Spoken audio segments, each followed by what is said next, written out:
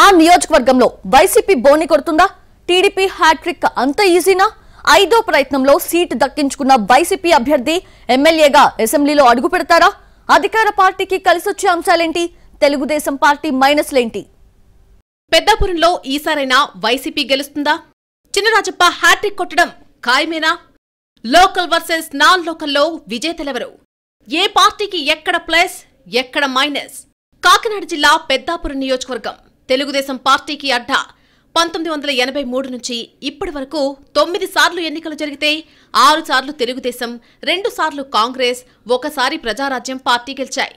ఇక్కడ వరుసగా 2 సార్లు గెలిచిన మాజీ మంత్రి నిమ్మకాయల చినరాజప్ప ముచ్చటగా 3వసారి బరిలోకి దిగారు. వైసీపీ తరపున దవులూరి దొరబాబు పోటీ చేస్తున్నారు. గత 4 ఎన్నికల నుంచి సీటు కోసం దొరబాబు ప్రయత్నిస్తూనే ఉన్నారు. సీటు మాత్రం దక్కలేదు.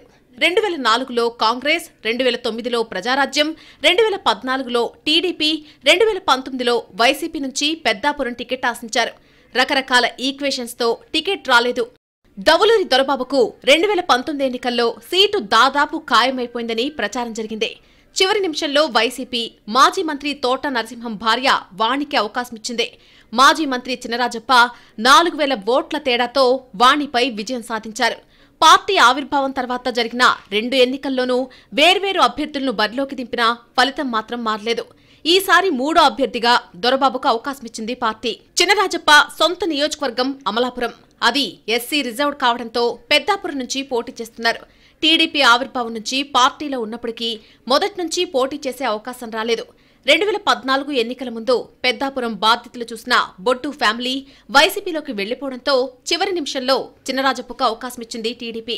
పెద్దాపురం నియోజకవర్గంలో పెద్దాపురం, సామర్లకోట మున్సిపాలిటీలు ఉన్నాయి. జిల్లాలోనే అతి చిన్న నియోజకవర్గం పెద్దాపురం. 2,15,095 ఓట్లుంటే 82.29 పోలింగ్ శాతం నమోదైంది. 2014లో 76.77%, 2019లో 81.39% పోలింగ్ నమోదైంది. గత 2 ఎన్నికల కంటే ఈసారి పోలింగ్ శాతం బాగా పెరిగింది. దానిపై 2 వర్గాలు ఎవరి అంచనాలు వాళ్ళు వేసుకుంటున్నారు. గత ఎన్నికల్లో జనసేన తరపున పోటీ చేసిన తుమ్మల బాబు 25,816 ఓట్లు సాధించారు. ఈసారి పొత్తులో భాగంగా టీడీపీకి మద్దతిచ్చారు. గ్రౌండ్ లెవెల్లో కేడర్ ఏ మేరకు కలిసి పనిచేశారు అనేది ఎన్నికల ఫలితాల తర్వాత తెలుస్తుంది. పెద్దాపురం నియోజకవర్గంలో కాపు ఓటర్లు అత్యధికంగా ఉన్నారు. అభ్యర్థుల గెలుపోటములపై వారి ప్రభావం ఎక్కువగా ఉంటుంది. వైసీపీ కూడా పెద్దాపురంపై గట్టిగానే ఫోకస్ చేస్తుంది. లోకల్, నాన్ లోకల్ వ్యవహారాన్ని ఎక్కువగా ప్రచారం చేస్తుంది. పెద్దాపురం నుంచి లోకల్ వ్యక్తులకు ఎమ్మెల్యే అయ్యే అవకాశం వచ్చిందని, తనకు అవకాశం ఇవ్వాలని వైసీపీ అభ్యర్థి దొరబాబు ప్రచారం చేశారు. అమలాపురం పార్లమెంట్లో మండపేట, రాజమండ్రి పార్లమెంట్లో రాజమండ్రి రూరల్ టికెట్లు కమ్మ సామాజిక వర్గానికి ఇచ్చారు. కాకినాడ పార్లమెంట్లో కూడా పెద్దాపురం సీట్నివ్వాలని పార్టీ పెద్దల ముందు గట్టిగానే ప్రయత్నించారు బొడ్డు వెంకటరమణ. సీనియారిటీ, సామాజిక వర్గాలు సమీకరణాల్లో భాగంగా చినరాజప్పను బరిలోకి దించారు. అయితే బొట్టు, గుండం వర్గాలు పార్టీ తరపున అడపాదడపా ప్రచారం చేసినా అంతగా ఎఫర్ట్ పెట్టలేదని టాక్ నడుస్తోంది. నియోజకవర్గంలో కమ్మ సామాజిక వర్గం ఓట్లు కూడా కీలకం. గెలుపోటములను ప్రభావితం చేసే స్థాయిలోనే ఉన్నారు.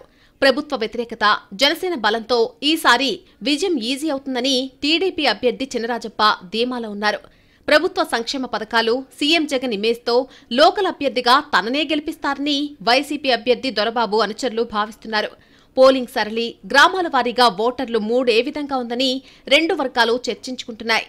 ఎక్కడ ప్లస్ అవుతుంది, ఎక్కడ మైనస్గా ఉంది అని ఆరా తీస్తున్నారు. మొత్తానికి పెద్దాపురంలో ఎన్నికల ఫలితాలపై ఇంట్రెస్టింగ్ డిస్కషన్ నడుస్తోంది. పార్టీ ఆవిర్భావం తర్వాత తొలిసారి పెద్దాపురంలో విజయం సాధిస్తామని దొరబాబు ఆశాభావంతో ఉంటే హ్యాట్రిక్ కొడతామని డౌటే లేదని కూటమి అంచనా వేస్తోంది. కానీ ఎవ్వరు గెలిచినా స్వల్ప ఓట్ల మెజారిటీ వస్తుందని నియోజకవర్గంలో చర్చ జరుగుతుంది. ఓటర్లు తాము చెప్పాల్సింది చెప్పేశారు. ఈలోపు పోటీ చేసిన అభ్యర్థులు ఎవరి అంకెలతో వారు కుస్తీ పడుతున్నారు. ఫలితాల కోసం మరో 4 రోజులు ఎదురుచూడాలి.